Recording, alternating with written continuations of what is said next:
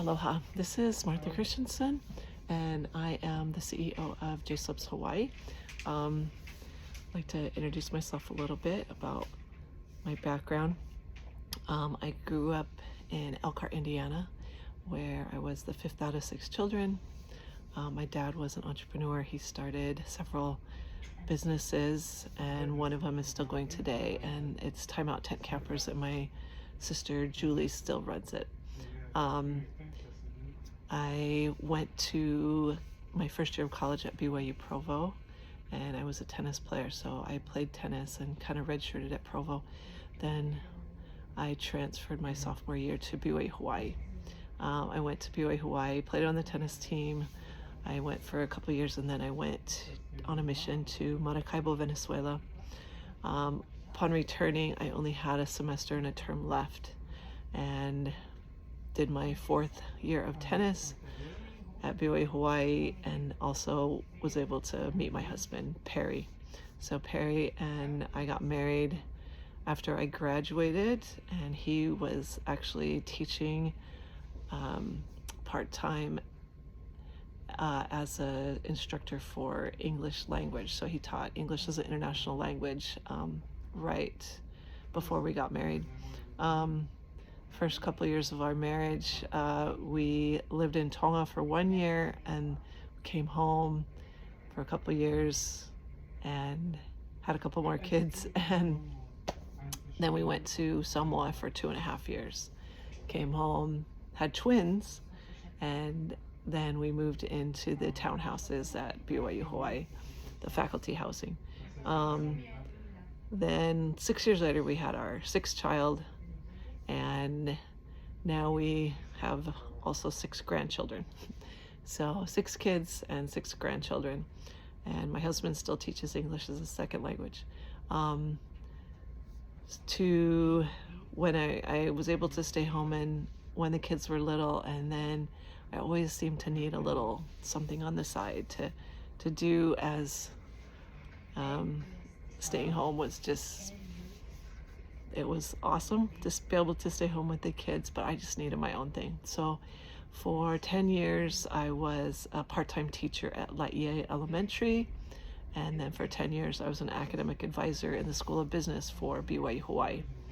Well, that was when I was in the School of Business advising the students, that a lot of the students would come in and they would ask me for business suggestions, or they would have a business idea and they would want to ask me about it. And I hadn't really done any business. I just, knew what sounded good. And anyway, so some of those ideas were a little wacky, and I thought to myself, gosh, I could start something, And so I was always on the lookout to start my own business.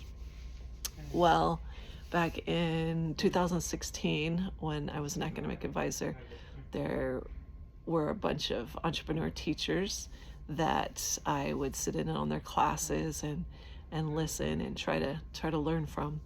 And I had decided then that the way to go would be to sell on Amazon.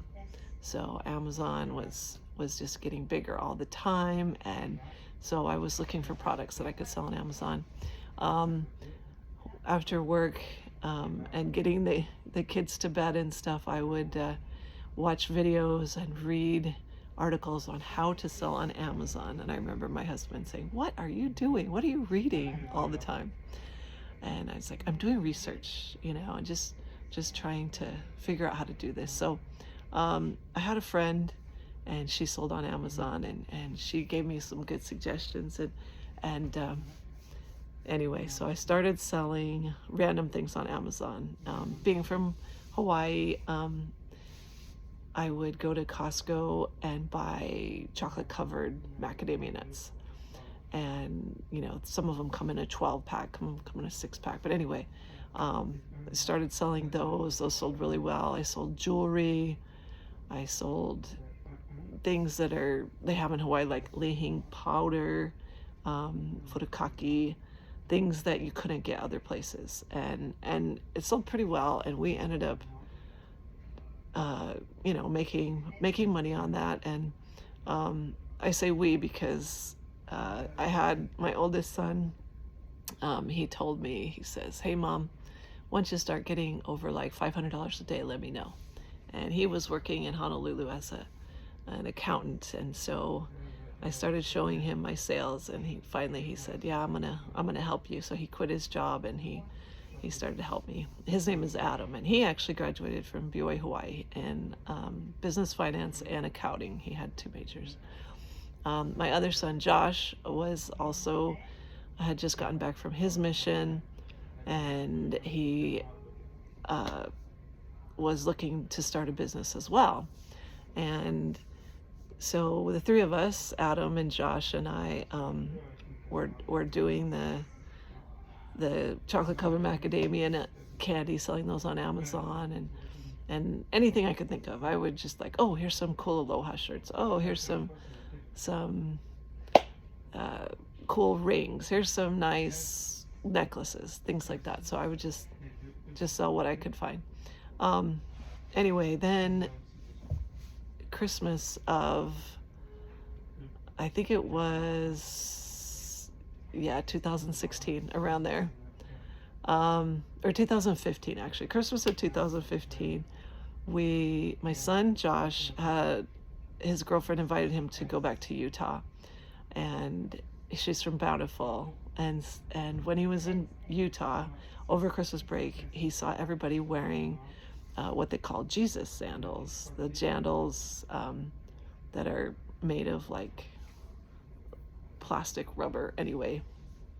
And he says everybody's wearing these with socks, and it's winter time. It's a little crazy, and they're wearing them all the time. We should sell those. So when Josh came home, we looked into selling they're called Poly, P-A-L-I is the brand that we were looking at. And so we got with the Poly distributors, and we started selling Poly sandals on Amazon, and they sold really well. It was kind of a pain in the neck because for Amazon, everything is required to be in a bag. So we had to bring back the sandals, we'd have to bag them, and then we'd ship them. And shipping from Hawaii is very expensive. But we did it. Anyway, we found that Poly often would run out of inventory, or they were just not very nice or very easy to work with. And finally they said they're not going to sell to us anymore because we were selling on Amazon and they didn't like it. So we decided that we needed to start our own brand. And so we were looking for a manufacturer. We looked on a lot of different websites. Of course, Alibaba was one. Another one was called Global Sourcing. And we sent out like a request, a product request. And for a couple months, we had no luck. People would send us their catalogs of like high-heeled shoes or tennis shoes. And we're like, nope, that's not what we're looking for. We're looking for these jandals with the double straps. Finally, Josh got a hit on one of his requests, and I found a factory that actually did make them. Super old factory, and they hadn't made them in quite a while, but they were willing to work with us. So they had, I think they had 5 sizes total. So we started with just 4 of the sizes, and when they were making them, they sent a picture of like one without any color and one like darker and one kind of medium. And they said, which color would you like? Like we can, and I said, well, can we do all 3? Let's do all 3. And so they said, yeah, we could do 3 colors. And we said, great. We had a hard time negotiating with this company. And one day, Irene from China came in my office. I was still an academic advisor. And she said, hey, I heard you guys are trying to start a sandal company. Do you need any help? And I said, yeah, we can't seem to negotiate with this company. Their price is really high and their minimum order is high. And so she's like, oh, well, what's their contact? I'll call them. And I was like, okay. So she calls them right there, sitting in my office. And she negotiates a better price and a lower minimum order, just because, just speaking in Chinese. And so I was like, okay, we're going to do this. And so we had money because of the chocolate covered macadamia nuts and the jewelry that I was selling. And so we decided to go for it. And so we ordered a full container, a 20-foot container. And at this time, Josh had then transferred to BYU Provo, and he was living in married student housing. Since we had ordered the container, the married student housing that Josh got in Wymount Terrace was actually 3 bedrooms. And he just got married, so no kids. So just he and his wife in a 3-bedroom apartment. So when the container came, he unloaded, and 2 of the bedrooms were filled with sandals. And that is how we started. So they were top to bottom, wall to wall boxes of sandals in Josh's apartment in Provo, Utah. So we already knew how to sell on Amazon because we'd already done that. And so Josh just started shipping out boxes. So we started with 3 colors and 4 sizes. So 12 different SKUs. Anyway, so Josh did everything from Provo at that time. And we did this for a couple of years, and we ordered a couple more containers. It was going pretty well. We decided we needed bigger sizes. So we got a couple more sizes. We started with some men's, and so then we had women's and men's. At this time, I was like, well, these are supposed to be like Hawaiian sandals, and we don't even have them in Hawaii. So we were just, Adam and I were helping from Hawaii. Josh was in Utah. Josh ended up graduating and leaving Wymount Terrace, but then he got an apartment, and so then we put the sandals into storage units, and we had kids, well, just one kid come that lived by there, and he would come fulfill orders for us. Okay, then we decided, okay, let's get some sandals in Hawaii. So okay, great. I had to just make sure that was working because I am currently on a cruise ship. We are cruising, it's a Mediterranean cruise, and we're going to Alicante, Spain today. So we haven't quite landed yet. Here's a little view of the window. But anyway, let's see. Okay, so then I wanted to get some sandals in Hawaii, so we had to figure out where we're going to put them. And my son lives in he manages a big rental, and it has like 4 big garages. So we asked if we could put the sandals there, and the owner said okay. And that's in Hauula. So we ordered some for Hawaii, and I'd have to tell you that Hawaii has been hard to sell in. We even though we were doing quite well on Amazon and in some stores in Utah, and they were like Hawaiian sandals, I could hardly, I even went around, grabbed some samples, and just started driving and just went to stores myself and said, hey, we have these sandals. Are you interested? And it seemed like we didn't have very much interest. But we did get some interest from Australia and New Zealand and Samoa and Tonga. And so most of the Hawaii inventory went to those islands and not to Hawaii. That has since changed. Thank goodness we now are in Walmart here in Hawaii. The BYU bookstore has been great. They actually buy quite a bit. We're in Seven Brothers in Kahuku. We're in Homegrown at Pearl Ridge Mall. We're in the Outer Islands. We're in a lot of stores, a lot of boutique stores. Take our sandals. And my goal is to someday get into Polynesian Cultural Center, but so far they won't give us the time of day. Although every couple of months I try again, and I'll just keep trying with them. Anyway, so we're doing quite well in Hawaii now, and we've gotten lots and lots of containers. I think what has finally sparked the interest in Hawaii is we now have 21 sizes, and we have 12 colors now. We started off with the 3 first colors, and they were 3 browns. and I called them Sand, Coconut, and Kona. And then we started adding more colors, and Lava Rock is black, and then we had a navy blue, which is Blue Hawaii. Then we added pastel colors, so we have seashell white, pineapple yellow, ocean blue, pink plumeria. Yeah, and so we have a lot of colors. And I think that's the reason why Walmart decided to look at us, because we were different than the other companies. The other companies just did brown and black, and so adding of colors really helped us a lot. A lot of the boutique stores, they really like the pastel colors, and women, of course, buy probably 70% of our sandals. So we want to focus on women, what women would like. The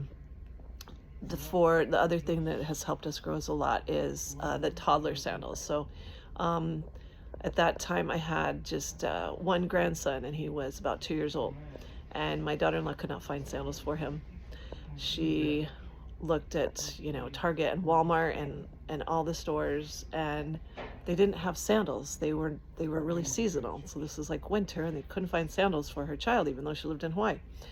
So I said, hey, we should look into that. There's a niche there. If you're having this same problem, I'm sure everybody is too. So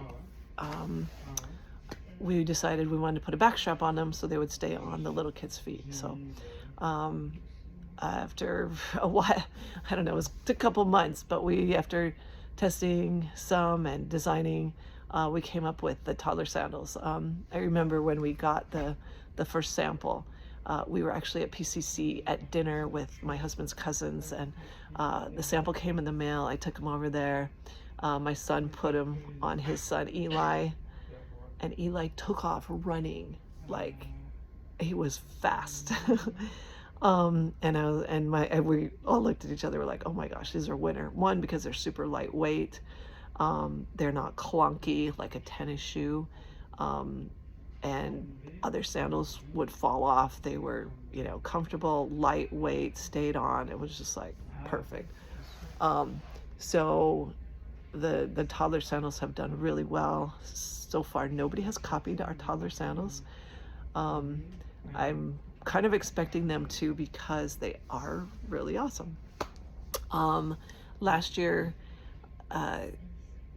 after a lot of women would say, we want sandals with a backstrap, I came out with their adventure sandals, and they have a backstrap, and they have a high arch and a deep footbed, and so they're orthopedic. I'm hoping these will be a game changer. We haven't had them long enough to find out, but as far as what I wear on a daily basis, that's what I wear. I wear the adventure sandals because they are super comfortable and they stay on. And I've went to Kauai and hiked in them, and anyway, I wear them to the beach every day. So I'm hoping the adventure sandals will take off. So far, people just are used to the ones that slide on, just the double strap, but the ones with the back strap, I'm hoping that will be a winner. So that's pretty much about our company. I just want to point out a couple things. For when I decided to do the business, we're trying not to go into debt. Okay, so the first thing we did was we sold enough candy so we could sell sandals, and so we were able to pay cash for our first shipment. And I didn't want to grow too big where I had to take out a loan. I've seen a lot of businesses fail because of that, and so we have made sure that we have enough money to cover our next shipment. And so we've never taken out a loan. We're still small. I think we could get bigger, but that would also require me to work a lot more. And so it's kind of fun to be able to have some free time to go on a cruise or to play pickleball, because I play a lot of pickleball now instead of tennis, and Anyway, okay, I thought that maybe I should maybe answer, like, maybe have some questions. So here's maybe potential questions you might have, like, what problems have you encountered? Okay, we have had a lot of problems. Lately, our problem has been supply chain based, as in 2022, crazy supply chain problems with shipping. So our sandals are manufactured in China. We've had a lot of problems with the factory with quality. Every shipment there's something wrong with it, and it's hard to foresee what is going to be the next problem. So we've had a lot of problems with quality. Sometimes they put two left ones in the same package. Sometimes there are black spots on the sandals. Sometimes there are